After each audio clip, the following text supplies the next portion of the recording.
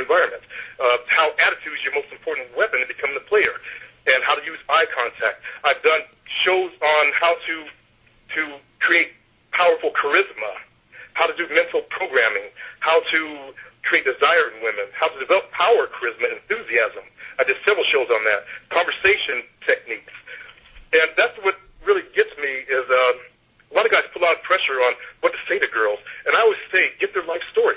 Take an honest, active interest in her as a person and get her life story. She'll think you're the best thing on the face of the earth. It's as simple as just going over and asking her questions, like you would another guy.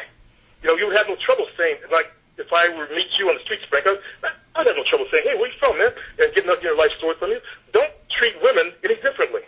So I went through a lot of shows on that. That's one of my most common themes that I always tell guys is get her life story. I talk about direct versus indirect and a ton of other stuff that's on that DVD that I send out, including internet dating, because I did a lot of internet dating at the end, like how to create powerful headlines, how to create a powerful profile, and how to do conversation at coffee dates, because you always want to meet them at the coffee shop. What I would do is I would meet the girl at the coffee shop, and then I'd take her to the bar and then to my place, all in the same day. All right. We got to take a commercial break, but when we come back, we'll be finishing up with Player Supreme here on Frank Talks Pleasures and Lifestyles. Frank Talks is sponsored in part by Everything Out of Her Mouth is a Test, a man's guide to the emotional needs of women. Ladies, does your man squash your inner vixen? When you ask him to repeat what you have just said to him, does he look at you like a deer caught in the headlights? Does he think that leaving the game on while you talk to him is a good idea? Is his favorite phrase, yes dear, you are absolutely right? Does wife or girlfriend mean boring and dull to him? Ladies, don't you wish that he knows what you mean when you ask him if you look fat? Then you need to buy him the book, Everything Out of Her Mouth is a Test, a man's guide to the emotional needs of women. On sale now at franktalks.com. From Loser to Seducer is the story of Frank B. Kermit. This book marks the triumph of a nice guy over most of his inner demons. This includes going from being a loser to managing 5 lovers at the same time, his first Valentine's date with 2 women at the same time, and getting back the one that got away. Want to learn how you can change your life? Buy this book at franktalks.com.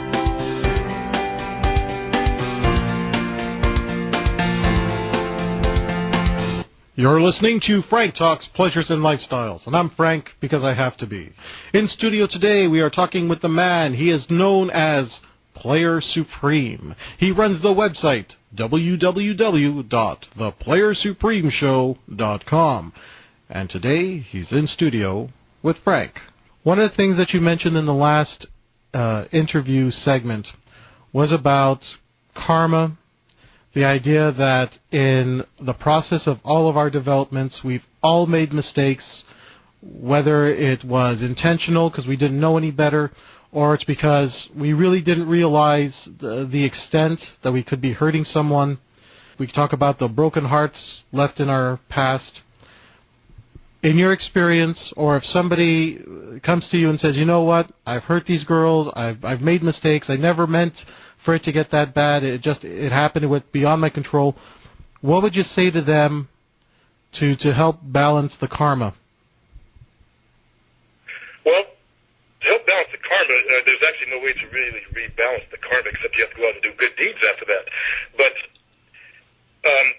when I was in the game and I was a player, I lived life as a player. And then I developed the concept of becoming a real man. And I grew away from being a player into just being a real man. And that is what I would stress to that person is learn to become a real man so you can do good deeds in the future. And hopefully that will overbalance the bad karma that you did in the past. What would you say is the biggest difference between being a player and being a real man? A player lies, does everything. In my player days, I was macking. That means I was getting money from women. I've gotten cars, I've gotten trips, I've gotten cash, I've gotten checks, and I was doing all this low-energy stuff. Right. And then when I decided to become a man, and I realized that with my game, I always went for women that I could feel something with, that I had a connection to from looking at it across the room. So I always looked for women that I could connect to. And I hurt those women really badly in my past. So I sought to become a real man and just do good deeds in the future or in my present state. And what I would advise people doing is just become a real man and be a man about your stuff, about your business. Now you handle yourself like a real man. Don't lie about your stuff. Don't do low energy stuff. Instead, if you look at your life as being a source of energy, you want that energy to be moving forward into a positive direction. One of the things that I talk about in my autobiography, From Loser to Seducer, is a lot of the pain of success. One story was that I was having an affair with a married woman, and I made her think about me so much that the next time that she was with her husband, she called me up in tears saying that she was thinking about me the entire time. Now, I've said that. Yeah. I've done a married woman and her daughter, and my thing was I like to get into the women's heads and become like a mind virus and get total control over her mind, so that I had total control over her body. So in my past, I used to do all the word games that pimps do to get into their head, and then I would take control of them and just totally abuse these poor women, called The Emotional Vampire. And I was just reading that book recently, and I realized, wow, that's me. Yeah. I was an emotional vampire. How do you reconcile that with yourself these days? I believe in the philosophy of being. When I was a player, I was a player, and I did as a player did. When I woke up in the morning, I put my player face on. I went out to the world. 24 hours a day, I was a player. So that was me in the past. Now I'm not that player anymore. I'm now working on just being a real man. So I don't have any. I do have a little bit of guilt